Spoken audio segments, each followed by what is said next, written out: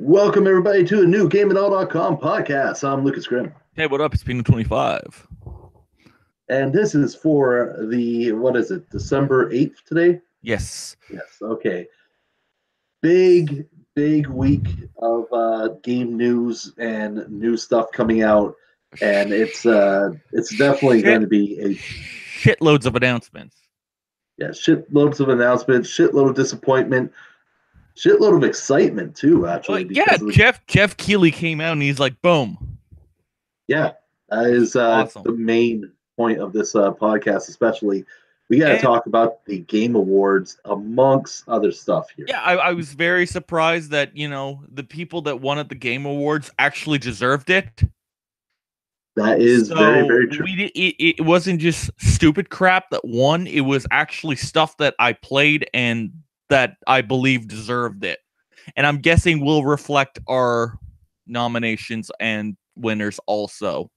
Oh, obviously. That's the big thing about, if you're going to talk about the Game Awards and the winners and how everything happened, you gotta talk about like what exactly happened here. So how do you feel about this winner? How is it that this one should have been better? Yeah. So, but most of it, I do completely agree of who they picked for the winners. Well, yeah, and this has been one of the times that's been it was a good show through and through. Well, yeah, we had tons of good stuff this year for them to pick, so it was good. It was a good selection. Only that, we had a good also announcements. A lot of new games got announced that was just awesome. Yes, like stuff that we're excited for, that we can't wait to play. Stuff that we had no sweet freaking clue that these studios were working on. A couple things I got this. Well, we're going to jump right into this. We'll talk about the other parts after, because the Game Awards is going to take up the most part of the podcast one way or another. Yes, for sure. So the biggest thing that kind of disappointed me was there was a couple announcements that just did not get anywhere. And the biggest one of that was they mentioned Alien Blackout, the new Aliens game that was supposed to come out within sometime next year. Keighley announced that on Twitter that there's going to be an alien-related announcement, but there was nothing. So I'm disappointed at that. There was a couple other ideas, things that were thrown around, like Nintendo was going to have a big announcement. They did have two big announcements, but it wasn't the announcement that we were hoping for, which was leaked, which was possibility of Metroid Prime coming to the Switch. Well, Metroid Prime is coming to Metroid Prime trilogy. Original series. I have that. Like the actual steel box edition. That's like ridiculously rare on the Wii. Because the guy traded it in and I bought it for like $30. There you go. Yeah, but but that's probably going to be talked about if there's anything like that. Nintendo's going to keep it for a direct. That is very, very true. Because it's Nintendo. They're very Nintendo-y. But there was So let's jump into these here. The full list, the winners, who won, of course. Yep. Yeah, that was a great sentence, even. Yes. So where are we starting? We're going to start with the ones that we don't really care that much about, which is all the esports crap, esports and the stuff like that. Hey, we're just not esports guys here. Well, and also content creator. Content creator. To be honest, I'm not an overly big fan of Ninja myself. Yeah, but what? Okay. He does streaming. Does he do anything else? Just streaming. Okay, how's that content? I know it's creating of content, but it's not anything creating of online content. Yeah, I know what you mean. Like, the problem is that when you were looking at the content creators of the year, it was all streaming and all Fortnite. yeah, There like was I nothing ever, like I nothing other than that. expect something like the different studios that create they have shows for YouTube and shit like that, or Twitch, or an actual piece of programming, like something like, well, way back in the day you would have had like Red versus Blue. Yeah, exactly. That was actually content. They were actually creating content out of the game. So Now, I don't know. so like I said, I'm not a big fan of Ninja. I do get why he's popular, so I understand why he won this, and he had a lot of good stuff this year that gave him that little extra push. Yes. However, he's also had a lot of controversy this year as well, so I'm still kind of surprised that he won, because the controversy that he had was pretty much what almost could have been a deal breaker if it wasn't for his wife saving him at the last minute, I thought. Pretty much. So the controversy, of course, the one that I'm mentioning is him mentioning that he won't stream with girl streamers. And his reason behind it, I can't fault him completely for saying it. I fault him for still keeping it through with that, despite saying that he won't do it. Or despite explaining himself, because here's the thing: his controversy with not streaming with girl streamers is because he doesn't want people to be like, oh, well, they're having relations on the side. That completely makes sense. You don't want that sort of thing, especially when you're a family man. You have a wife. You know Well, that yeah. thing is going on. You look at Doctor Disrespectful. That exactly happened to him. And this whole thing, like he explained himself that, listen, that's the reason why I love my wife. I don't want this to have an effect on relationship. You explained it perfectly and in a way that could kick you back to being like, okay, that's your reason. That's why this isn't the fact. So now you can bring girl streamers on with you and play against them.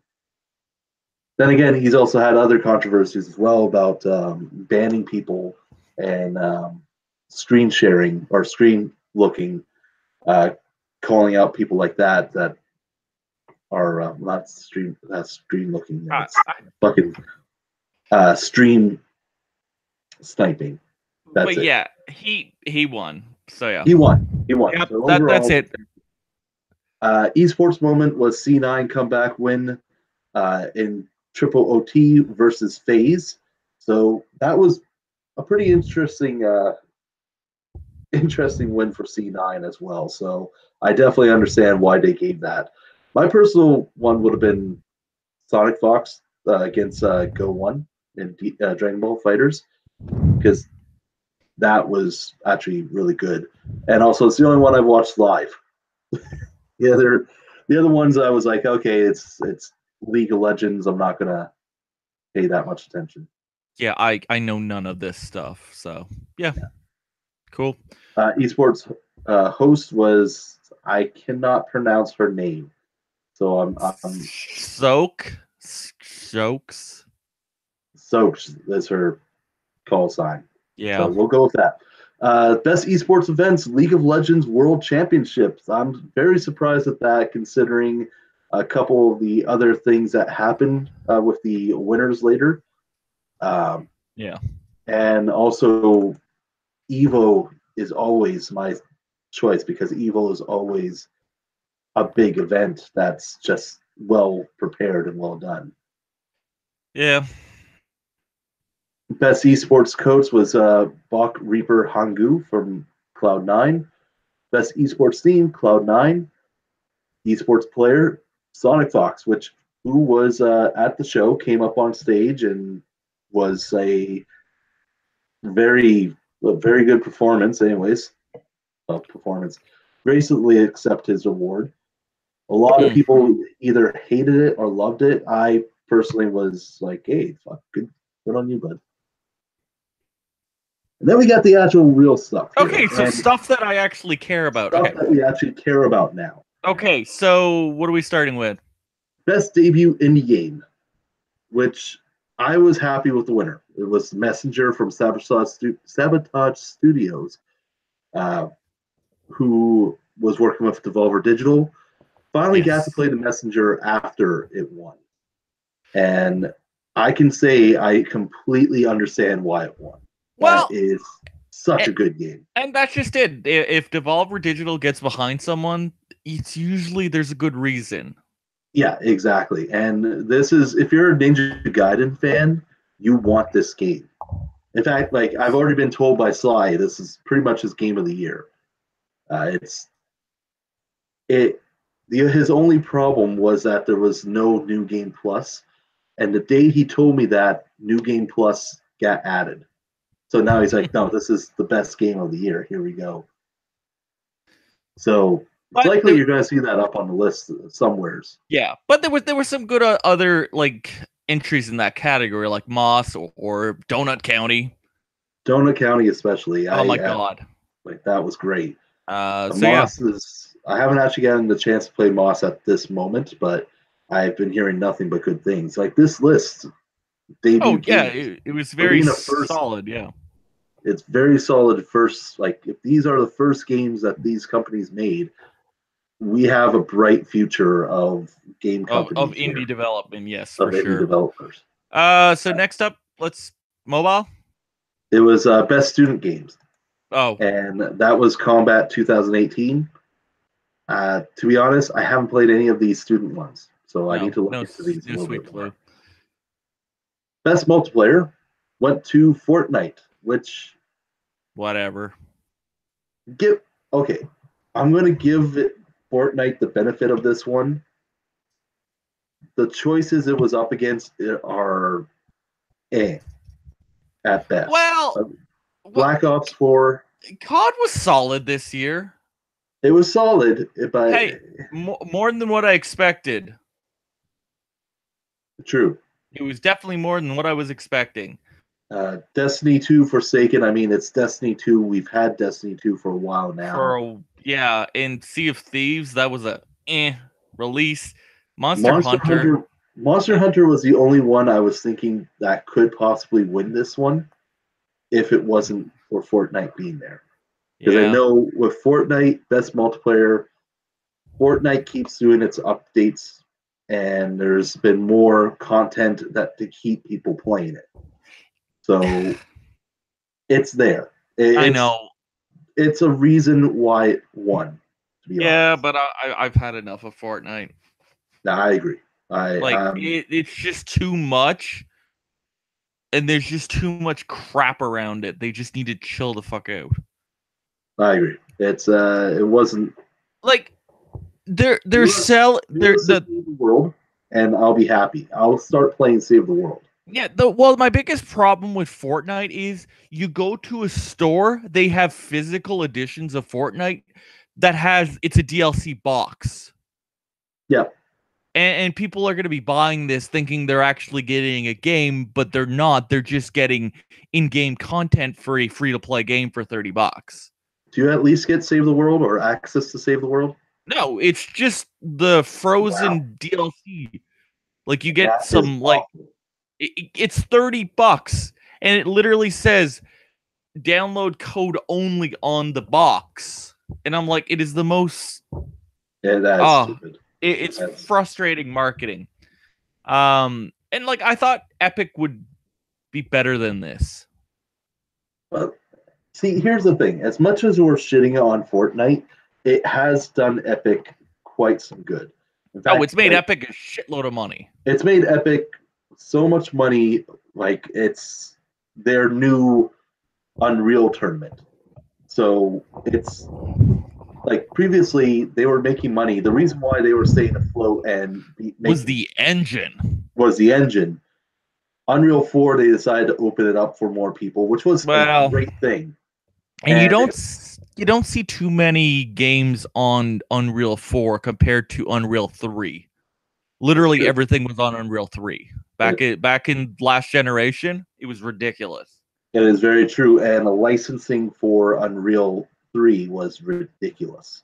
So, but the games industry has changed dramatically since then, so yeah. Like from there we started seeing the rise of like Unity and stuff like that, and people started switching over to that. Well, and still producing like Unreal quality games. Yeah. So it had to be pushed out like that. Yeah. And Fortnite has delivered that little extra income, so much so that it has helped them with they've taken less of a cut for games published on Unreal 4, and they're also opening a bigger cut for developers selling games on their new store, which just opened. So that is going to be their Steam competitor. Yeah, but the problem with that is I already have launchers. We'll get into that after, because that is a whole new story. There's no way in hell that okay, I'll talk about it once we get there. So let's keep going down the list. All right, so we finished multiplayer. What's next? It was best sports and racing game. No surprise there. No surprise there. Yeah, to be honest, Forza Horizon 4. I've personally pumped in 84 hours worth of gameplay. And also, if you even taking into reviews of like FIFA 19, Pro Evolution Soccer, NBA 2000 or 2K19, the reviews have been in comparison. And Forza's just Forza. Forza Horizon just like wiped the competition. The only one that stood a chance was Mario Tennis Aces. Yeah, and that's just it. So, but yeah, no surprise there that Forza won. And best strategy game, we had Into the Breach win. And to be honest, I'm disappointed that Frostpunk didn't, or Valkyria Chronicles 4. Those were the two that I was really hoping for, because it's 11-bit studio. 11-bit is always awesome. Valkyria Chronicles Valkyria Chronicles is one of the best strategy games, at least in my opinion. Into the Breach, I did look into the Breach after it won, and yes, it looks phenomenal. Well, and also Into the Breach is on multiple platforms, so that too. It's also on the Switch and everything. Yeah. So yeah, it works out for it. So yeah, I understand why that won, and it looks like it's deserving of it. Yeah. Best family game, we had Overcooked 2. Given its choices, definitely. Like Overcooked 2 is absolutely amazing one way or another, but it didn't have competition.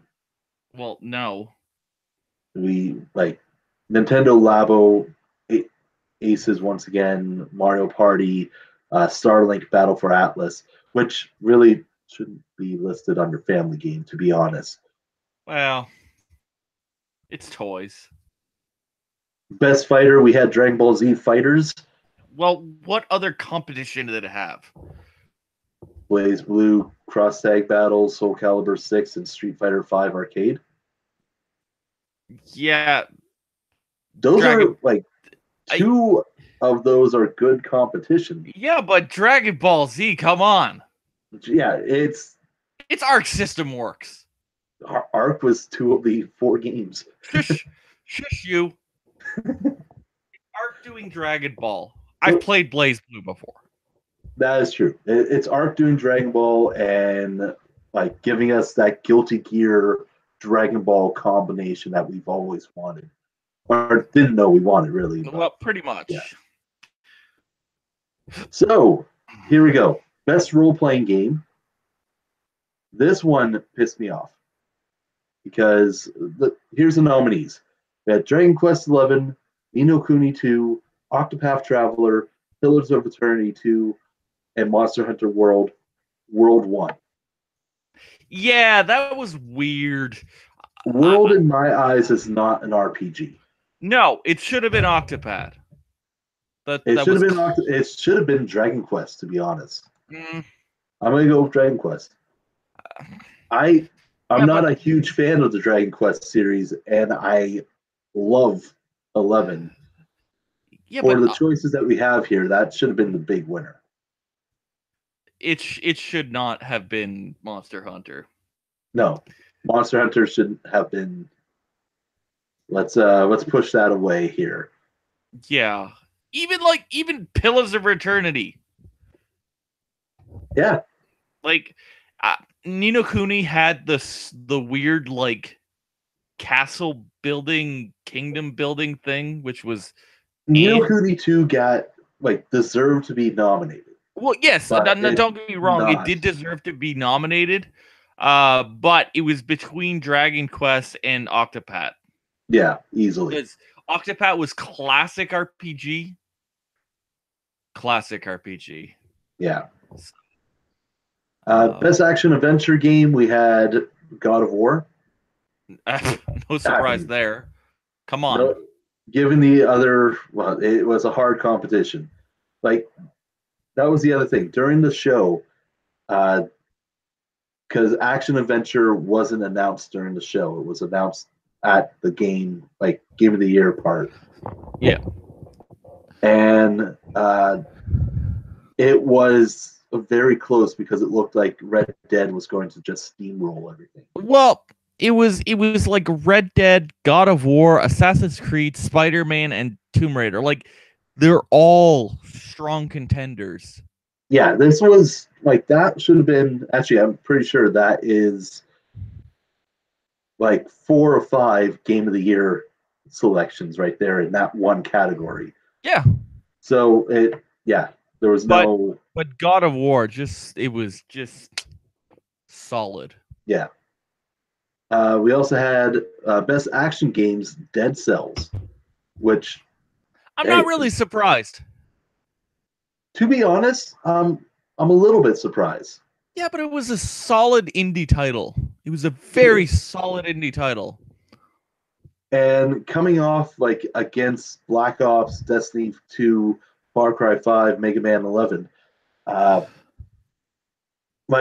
was the indie standout. Well, hands down this year, it was the indie darling. Yeah, I agree. So, and we reviewed it, we loved it. Most places loved it. Hell, before watching the Game Awards, I was playing Dead Cells. I turned it off to watch them win the award. But it's classic side scroller, action. Yeah, it really is. So it falls in the same category. It falls in the same category as Mega Man. So, yep.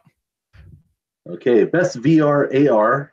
We had Astrobot Rescue Mission. I honestly haven't played it. I was expecting Beat Saber. Yeah, or Tetris. Beat Saber or Tetris. I really saw those two being more of a winner, but hey, whatever.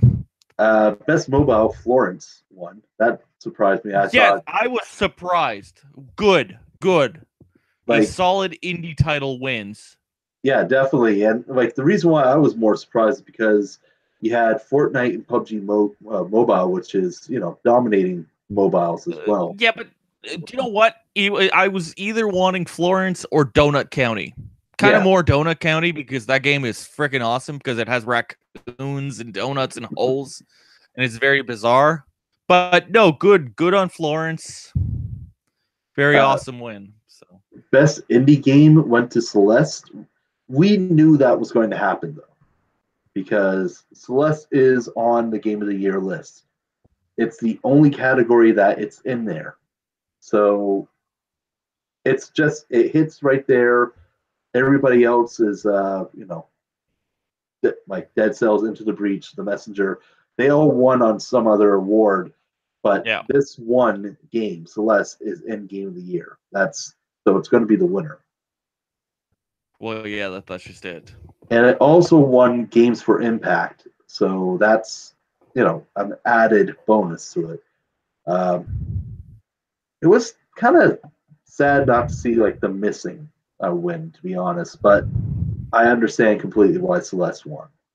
Well, And then we have the beginning of the Red Dead train here. So we had Best Performance, Robert Clark as Arthur Morgan. Best Audio Design, Red Dead Redemption 2. Best Score Music, Red Dead. And Best Narrative. Yeah. Which, like everyone said, this is welcome to the Red Dead Awards. Well, it's not really surprising because Rockstar, that's what they do. It is. And yeah, no, they all deserve that win. Like that is exactly what I expected Red Dead to win. Well, yeah, for sure. Art direction went to Return of Obra Dinn, which, yeah, its art is amazing. Definitely agree with that. Best ongoing game, Fortnite. No surprise there. Best esports game went to Overwatch, which was very surprising. But hey, once again, Blizzard has been putting a lot of work to that, so it makes sense. It's Blizzard too, yeah. Game direction, which usually if you win game direction, you're going to win Game of the Year. Yeah. So, and that is exactly the case because God of War walked away with the big win, Game of the Year, best game direction, and it's well deserved. But it was phenomenal. Agreed. From the gameplay to the graphics, the storytelling, the characters, just the dynamic of Kratos and boy, you know.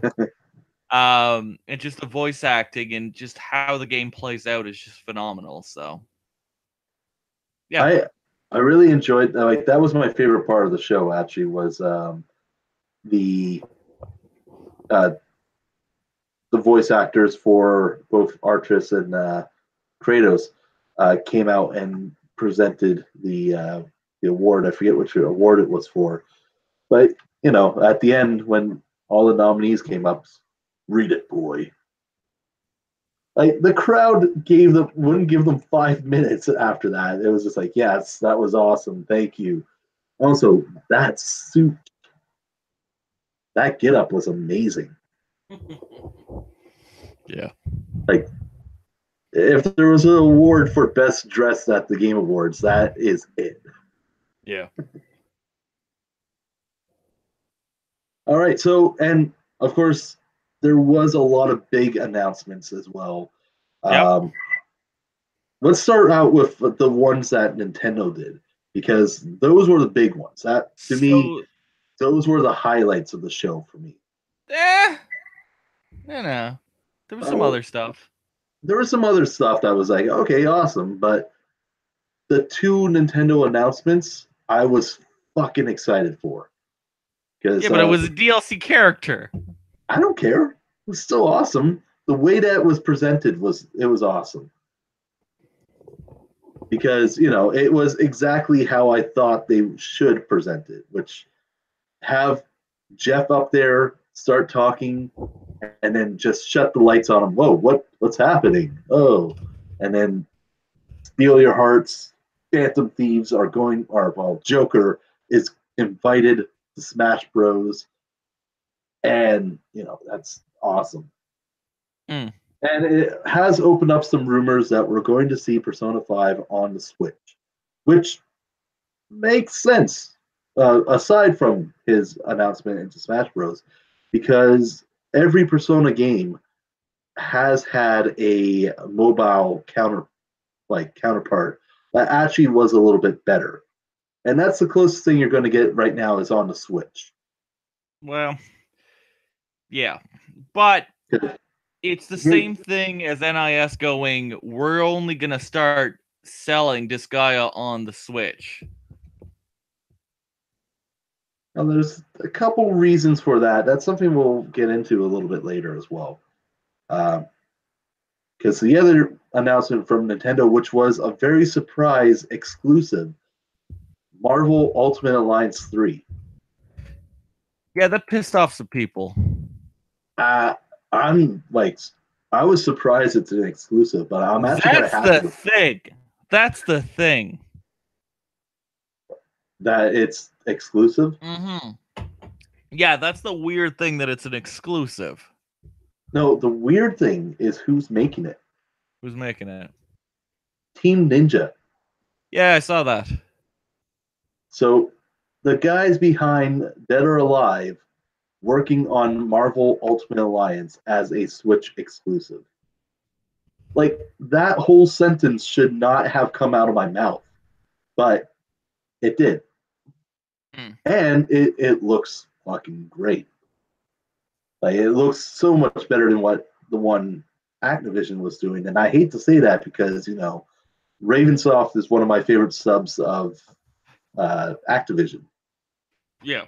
They're stuck doing cinematic work now, but X-Men Legends, Ultimate Alliance, all of those series has been amazing. Plus, not to mention their other games that they did, like Singularity, and fuck, there's so many Ravensoft games. Actually, I'm going to look that up.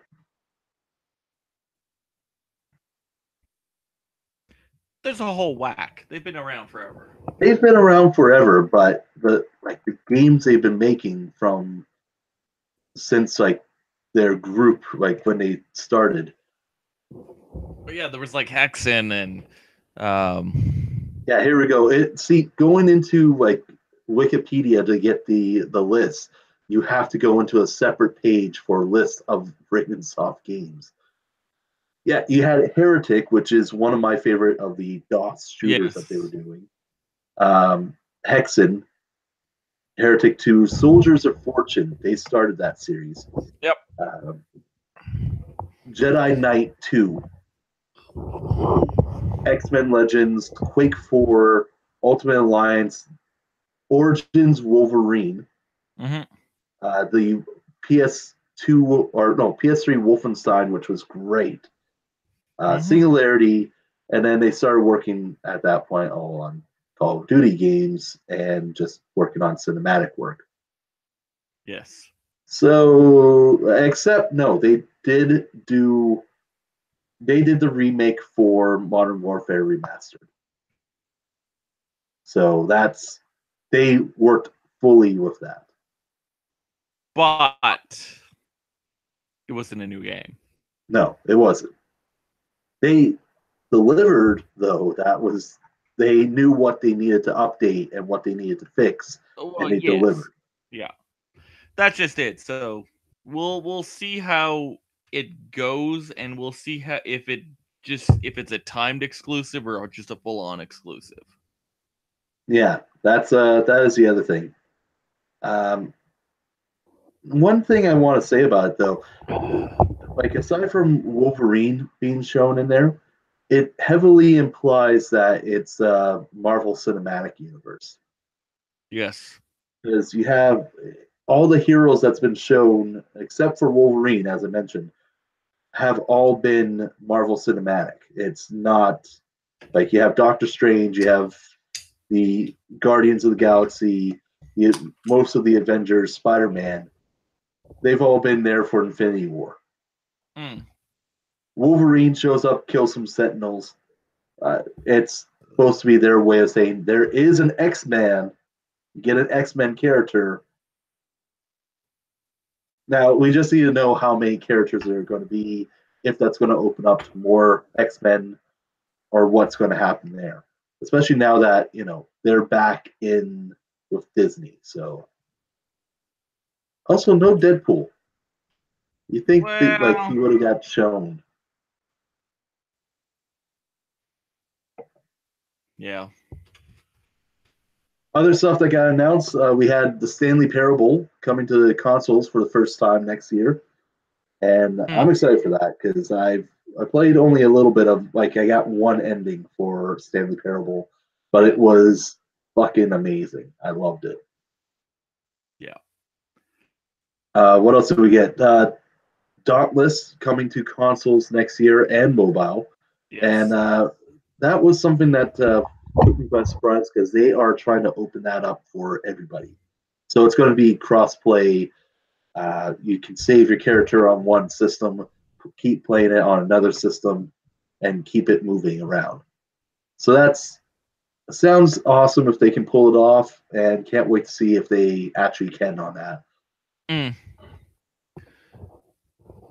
Biggest one that I would say the biggest one that got announced was Crash Team Racing, because everyone's fucking excited for that one at the moment. But it's Crash. I know, but I have Mario Kart, and I have Crash on the PS1. What more do I want? Crash on PS4 with online play? It all depends on the price. True. If Activision pulls a full-on douche move and charges $80 American, $39.99 American. So $60. 49. We'll see. The other big one was the Outer Worlds. Oh my god! So essentially, Obsidian telling Bethesda where to go and how to get there. Yeah, it was just Obsidian twisting the blade. Oh my god! So essentially, the game looks like Fallout meets Borderland meets Cyberpunk 2077, and I'm fucking pumped. Yeah, that is definitely one of our must-watch right now. Yes, and it's most likely going to be good because it's Obsidian, and their shit is tight as fuck.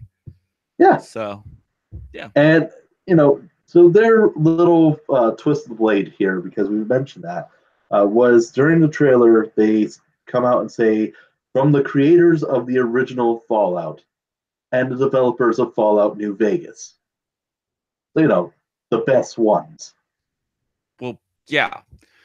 So, yeah, no. It looks great. I am fucking pumped. Here's the confusion that's going on about the Outer Worlds. Obsidian recently got bought out by Microsoft. Yes. This is going to be published on multiple devices. It's not just going to be a Microsoft game. The reason why this game is not published by Microsoft. It's published by a separate company. Because it was started being developed before, and I can't remember who it was, but I read it the other day. It's one of Take-Two's private divisions. Yes.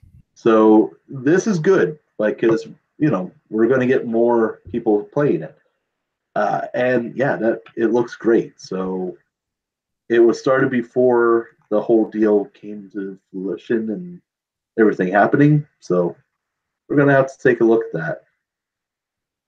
Yep, for sure. So we'll see about that. We'll see how it goes. We'll most likely see more at E3, I'm guessing. More likely. It's E3. We also got a new trailer for Rage 2, the open world trailer, which looks fucking awesome. Release date of April, it was May. Yeah, May 14th for PS4, PC, and Xbox One. Super excited for that one. Hopefully it's not as broken as everything else.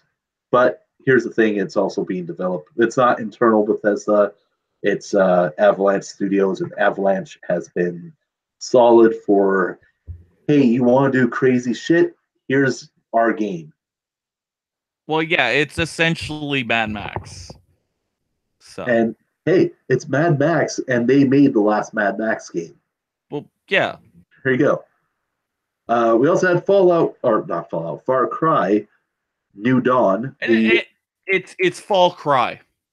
Cry. Fallout Far Cry. So, spoilers here for those who haven't seen the trailer or haven't seen Far Cry. Well, it all depends on the ending that you get. Yeah. So this is the ending of Joseph Was Right and the nukes fall. And he takes you hostage, and you're his bitch. And so now it's 15 or 17 years later. Yes. And there are people who are still alive that you're going to meet from Far Cry 5. Boomer is dead,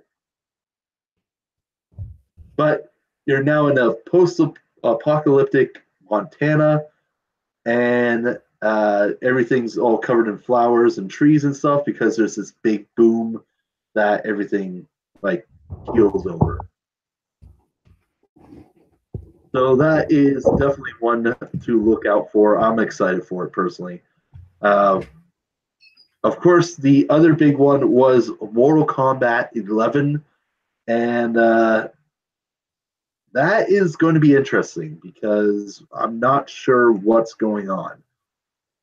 From most of what I'm seeing here, it is going to be a sequel to X, of course, because Raiden is going to be a bad guy, and we got to find out what the fuck is going on that side.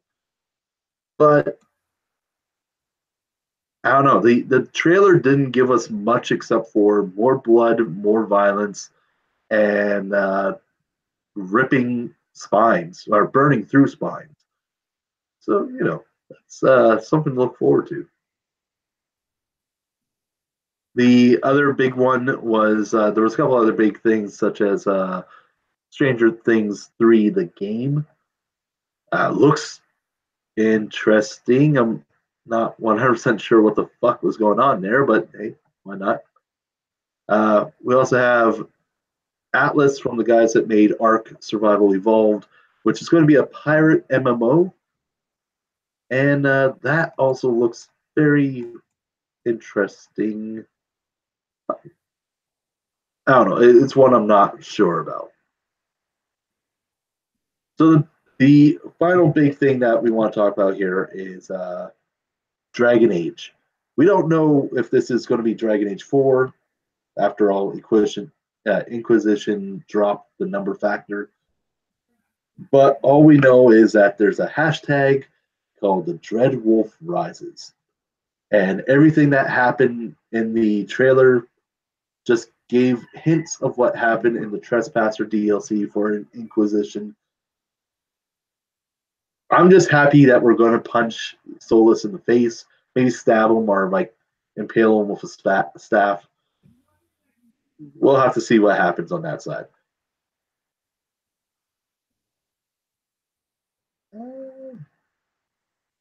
Yeah. I think we lost Pino.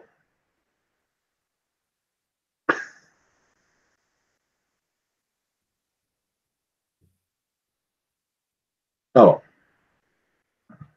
So there was a lot of good announcements and definitely something to look forward to. So plenty of games that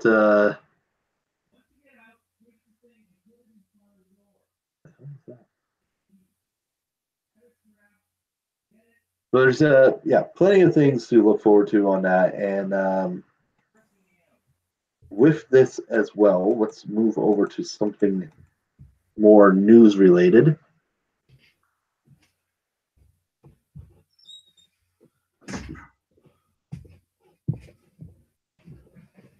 All right. So, yeah. Welcome back. Where are you at?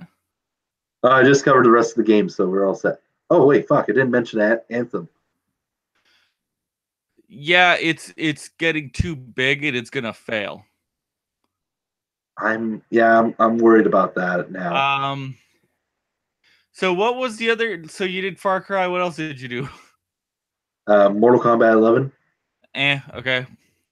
And yeah, that was pretty much it. It's Mortal Kombat. I've seen it. I have the T-shirt, and we're good. I don't know what the fuck's going on in that trailer. Why there was 2 scorpions, and what's going on.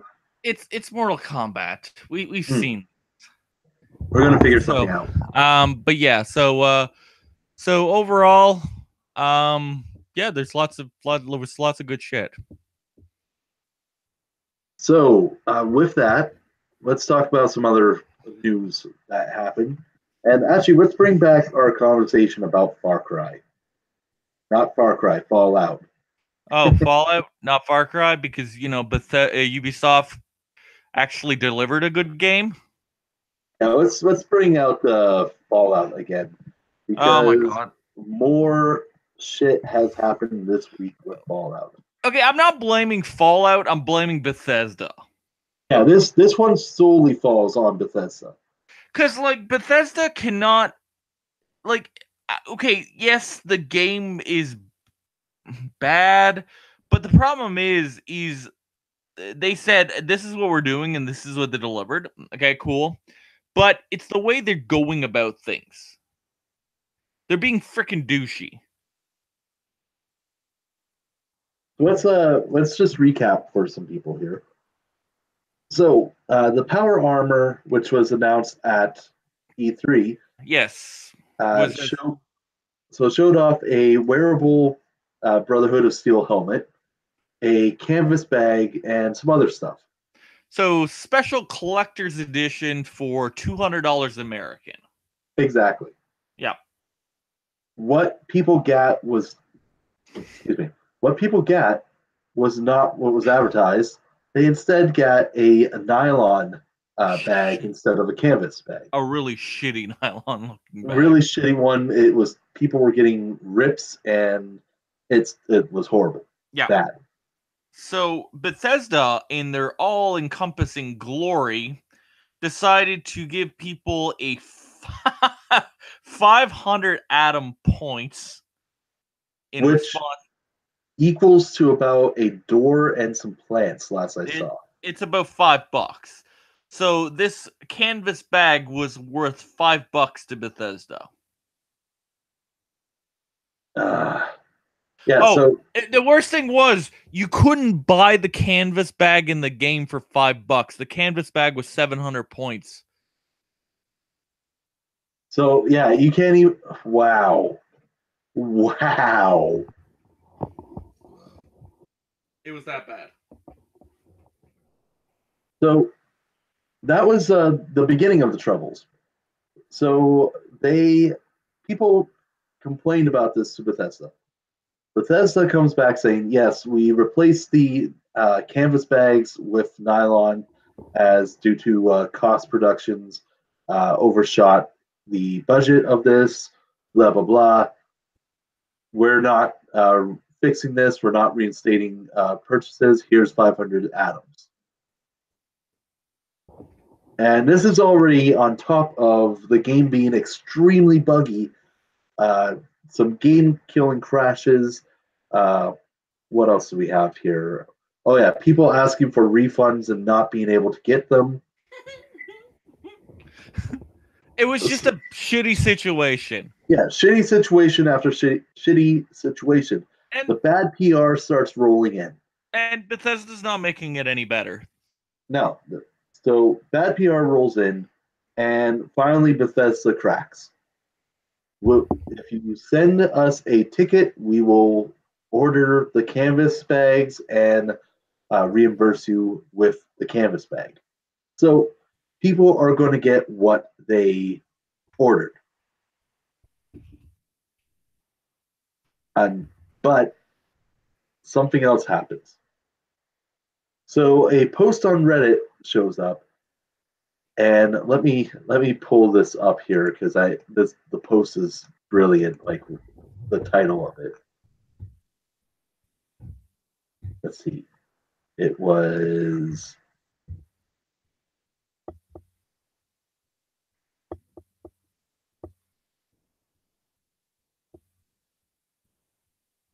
okay, here we are. Once it loads. I'm getting your support tickets on my Bethesda account. I now know where you live. So, the information that was given was people addresses, their name, the fact that they bought this collector's edition, and the last 4 digits of the credit cards, which to a lot of systems, that is a verification. Like I know people that work in web hosting, and to verify the account, they ask for the last 4 digits of the credit card on file. AT&T will ask that if you're calling them in for support on billing, on anything. So this is enough to like pretty much ruin somebody or really fuck them over. And Bethesda tried to come back with a statement, and it just seemed really, really bad. So it's getting worse as it's going along. And it's a major privacy violation. A lot of fucking shit is happening. And like Bethesda not really going to be able to do much on this. They are legitimately that this game is fucked. Well, yeah, and like it's not getting any better. So I'm waiting to buy my copy at Walmart for $5. Yeah. And it'll probably be next month that you'll be able to do so. Probably. It's pretty much down to a point that it's like you guys fucked. So yeah, that's something. If you submitted your ticket and you haven't seen this, definitely go through, change your information, at least your credit card information, cancel that out, get something new. You're going to need it. It's privacy violation like that is something not to laugh about. You need to make sure everything is set. So, yeah, that was the big one. Yep. Now, yeah, no, it's not looking good for them. And this is just a slew of big disappointments this year, though. Yeah, like essentially, there's been in the past couple months, there's been so much stuff that has just been because companies have either screwed up, or games don't sell, or games just go on sale really quickly, and then people get frustrated because they're like, well, what the hell? Why did I pay full price for it? So in the past couple months, well, it started back in September with the Tomb Raider game that came out, Shadow of the Tomb Raider. That came out. Well, it got overshadowed by Spider-Man. There was that. And then on top of that, it didn't really sell all that great. And now it's on sale. After that, we had Hitman 2. There was really no press around it. Just something I want to mention because we have in chat. Nothing as of yet for class action lawsuits against Bethesda at the moment. If we do hear something, definitely will be on the site. So definitely stay tuned to GameItAll.com for that. But it has most likely tainted the game. Oh, it definitely tainted the game one way or another. Like, holy but fuck. I am expecting something to come from this. Oh, yeah. If it doesn't, then I'm surprised. Yeah. But yeah, so Hitman, it literally had no press around it. What else is there? Battlefield 5. EA essentially telling everyone, if you don't like the inaccuracies, well, don't buy the game. Fallout 76, we just talked about, not doing well. Just Cause 2 came out at a weird time. 4. Just Cause 4, whatever. Came out at a weird time. And then lastly, our current shit show, the PlayStation Classic. That lovely piece of hardware. Oh my god. So in the past couple years, we had the NES Classic and the SNES Classic that have sold amazingly well because people love these systems. But the thing is, Nintendo did an amazing job on these systems, not throwing crap together and hoping that it sells. It didn't. More or less. I mean, everything just kind of works. Yeah, because and that's just it. People bought the NES Classic and the SNES Classic. Are people buying the PS Classic? No. I went to Walmart yesterday, a couple days after launch, and there was at least 15, 20 in the cabinet, in the PlayStation cabinet, and they were all there. And I know a bunch of people that bought the NES and the SNES. Do I know anyone that owns a PS Classic? No. It's not good. But the thing is, it's $150 Canadian with tax. That's a lot of money for a box that has 20 games. It is, especially since let's look at the actual games that are on there. There are 45% of them are PAL version, which runs definitely slower than the other ones, than normal regions. So the whole thing with PAL is in North America we run the NTSC format. The NTSC format runs at 60 hertz. In Europe, they have the PAL region, and their TVs, used to run at 50 hertz. So 10 hertz slower. So essentially, the games don't run as quick. So Sony, in their bright logic, decided to put 9 out of the 20 games as PAL version games that run super slow. And one of those games is Tekken 3, which is a fighting game, which is all about timing and precision and, doing your moves at the right time. The game runs like bloody murder. It runs horrendously. So, what was that? It does. It is horrible. Now, not to mention, there's been another recent little hit with the PlayStation Classic, is that there is codes. If you are able to hack into it, there are codes for more games. Yes. So, also, these are games that people wanted on this. You're looking at Parasite Eve for one of the major ones. Driver, Silent Hill, Gran Turismo. These are Harry games Potter. that, yes, we wanted. Yeah, I would fucking love that. Well, they when they were initially building this device, they tested these games on there, so there was still code left on there. I don't know why they didn't delete this code off the hardware before they released it out. I'm gonna go with laziness. A lot of this problems does feel like laziness. Or they're getting ready for the DualShock version for $149.99. We'll give you a good deal. No, that's totally what's going to happen. So it's a very dick the driver and probably never got out of the parking lot. Yeah, pretty much. So either they're going to make a second version of this as the DualShock version that you'll get the DualShock controllers, or it's just something they were working on, but it's a complete fucking shit show. It is. And come on, Sony, you're better than that. And the worst thing is, you can plug a USB keyboard into this device in one of the USB ports, hit the escape key, and go into the back-end menus to mess around with the emulation. It's that easy? It is that easy that you can essentially...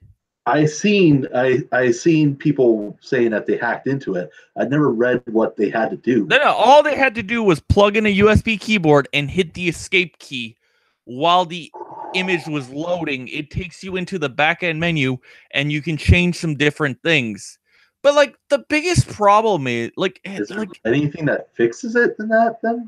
You can change the emulation on it, but still, it's too expensive. Yeah, I agree. $130 is just too much. It should have been $80 American, $100 Canadian. That should have been it. Not anymore, because the games that you get on there are not. They should have been better. They should have just been better. And the whole thing is, so I'm going to do buyer's guide right now of what you could spend your money on instead of this and get the same and get much better quality. The first thing, The most obvious thing, go to a used store or pawn shop and get yourself a PS3. Voila. You have a PS1 built in. You can take a disc and put it in the system. You're good to go. You can go on to the PSN store and download all the PS1 games you want, because there'll most likely be a 160 gig hard drive in there. So that's a lot of PS1 games. Same as some PS2 games and a bunch of PS3 games. And you can also put PS3 discs inside the machine and it'll work.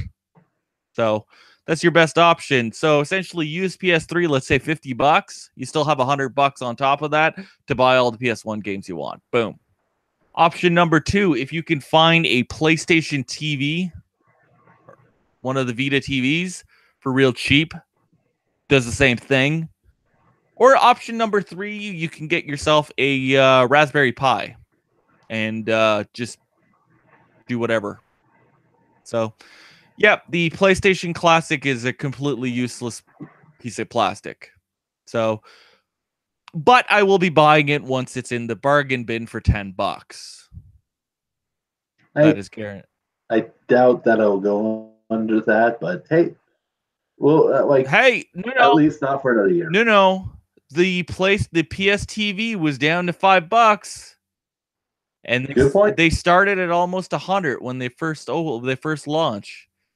They were like 80 some bucks, so I wouldn't be surprised that this thing is gonna fail that hard, because it's just so lazy. It is. So, it really is. Okay, let's go through our last list of games for the year. Holy crap! So, the games that came out this week. Let's start there. We have Gwent, the Witcher card game, finally out of beta on PS4, Xbox One. Definitely recommend it. I've had so much fun with Gwent, especially if you're a big fan of it on Witcher 3. Just Cause 4 also came out this week. Monster Boy and the Cursed Kingdom, the Persona 3, and Persona 5 Endless Dancing Collection. That is out now as well, and our review is up on the site. A lot of negativity has been coming back from it because of the DLC that's been set for it, but that's another story for another time, because there's a lot that is going on in that section. We also have Thronebreaker, the single-player Gwent game that is set in the Witcher world, for PS4, Xbox One. Mutant Year Zero, Road to Eden. We are reviewing that at the moment, and quick glimpse into it. It is fucking awesome. If you are a fan of XCOM or like XCOM strategy, you want Mutant Zero. Mm-hmm. Override Mech City Brawl. We're also reviewing that one. Can't say much on that. I can advise. There's also Jagged Alliance Rage, also set for this week. Ashen, which just came out and is exclusive to the Epic Store. The Last Remnant Remastered. Katamari Damacy Rerolled. Path of Exile for PS4, and also PlayerUnknown Battleground for PS4. And, of course, the big game that came out this week, Super Smash Bros. Ultimate. I thought the big game was Katamari.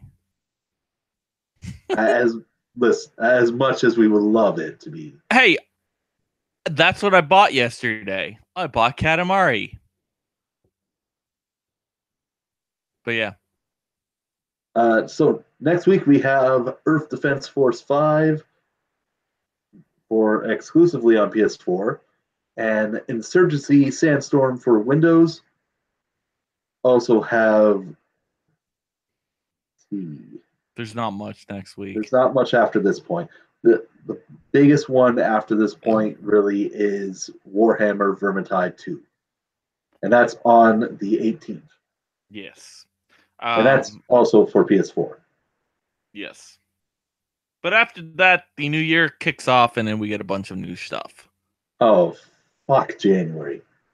Yeah, like Resi or Kingdom Hearts or No More Heroes.